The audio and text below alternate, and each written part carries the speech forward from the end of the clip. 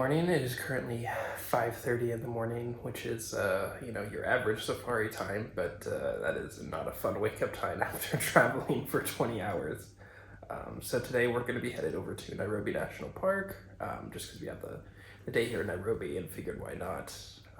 Lots of cool stuff to see out there and haven't been in a couple years, so hopefully we can see some cool wildlife and get some awesome photos. Let's check it out. We made our way to Nairobi National Park in the early mornings so that we could get there just before sunrise.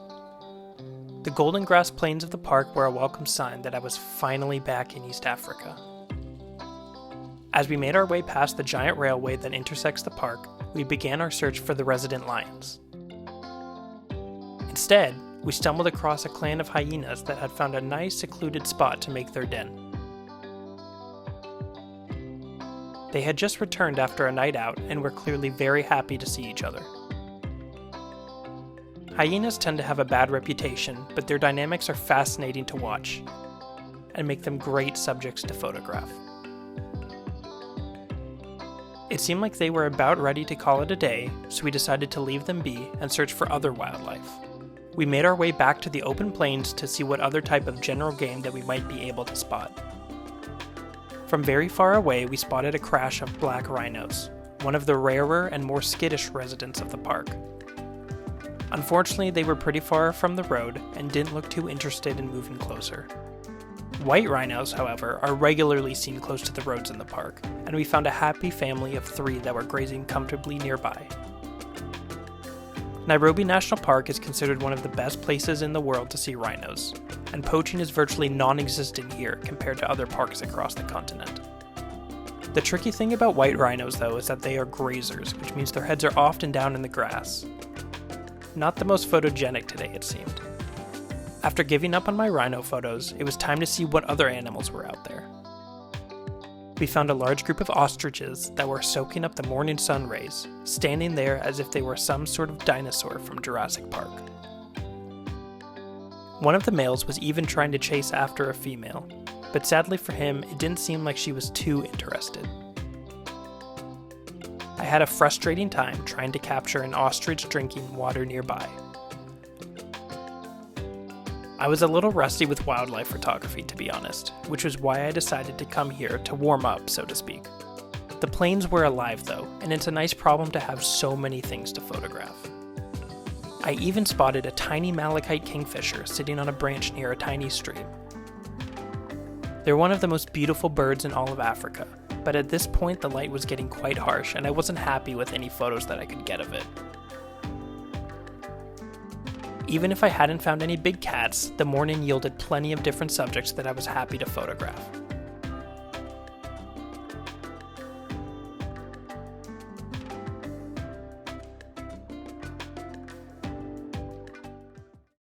The plains were a great place to start the day, and sometimes you just have to pinch yourself to remember that you're actually in Africa. Eventually, we made our way past the local hippo pools and turned towards a nearby picnic area after hearing some interesting news on the radio. A couple of lions had taken over the picnic site, and there definitely wasn't going to be any stopping for lunch here while these cats were hanging out. Lions are the most famous residents in Nairobi National Park, and everyone wants to catch a glimpse of one. These 2 girls weren't looking so good though, and we later found out that one had recently lost her eye to a spitting cobra. Not the prettiest lions, but still worth the photo.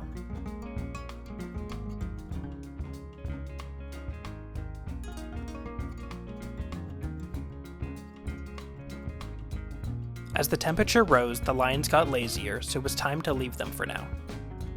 Stumbling across a little vervet monkey that was eating was making me realize how hungry I was. Sometimes you get so caught up in the photography that you forget that your body needs fuel too. Luckily, we had made plans to take a nice afternoon break for lunch, and I headed out on foot to one of the best lunch spots in the park. Ololo Safari Lodge is one of the few actually inside the park. Even though I wasn't staying here, I was able to have a lunch with locally grown food and one of the best views ever. After lunch, we headed off into the thickets to look for black rhino, but outside of this one giraffe, it wasn't the most successful plan.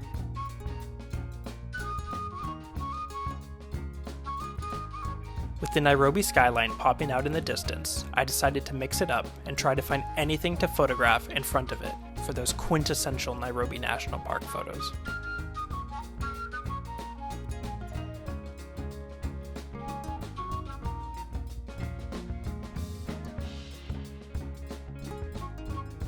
The black rhino hunt wasn't going anywhere, but as soon as we turned down a road, something immediately caught our eyes. Somehow, we had found Amara, the park's resident female cheetah, with her one cub. Cheetahs are incredibly rare here, with only a handful in the entire park, but we stumbled across the most famous of them all with her last surviving cub. Seeing Cheetah looking across the plains of Nairobi National Park was a magical moment, one that not many people get to experience. I was hoping to see her and come away with some photos, but I wasn't really counting on it. Thankfully though, I was able to capture a few before the pair darted into the long grass.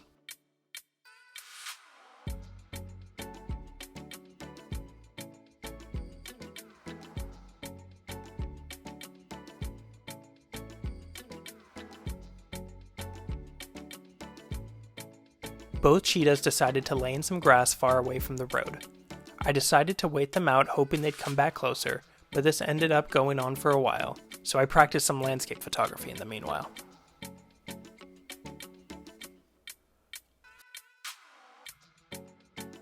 Further down the road, a tiny white rhino calf and mom were making their way towards the cheetahs. Mom was proving to be a difficult subject, but I grabbed a few shots of them crossing the road, and even more of the very inquisitive baby.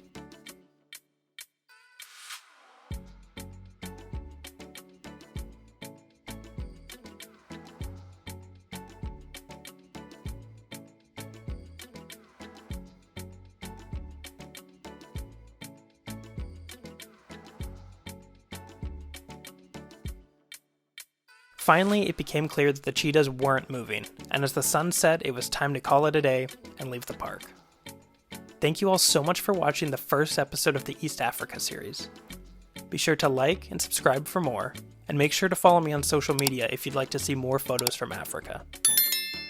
In the next episode, we'll be heading off into the mountains as we look for one of our oldest relatives, so stay tuned.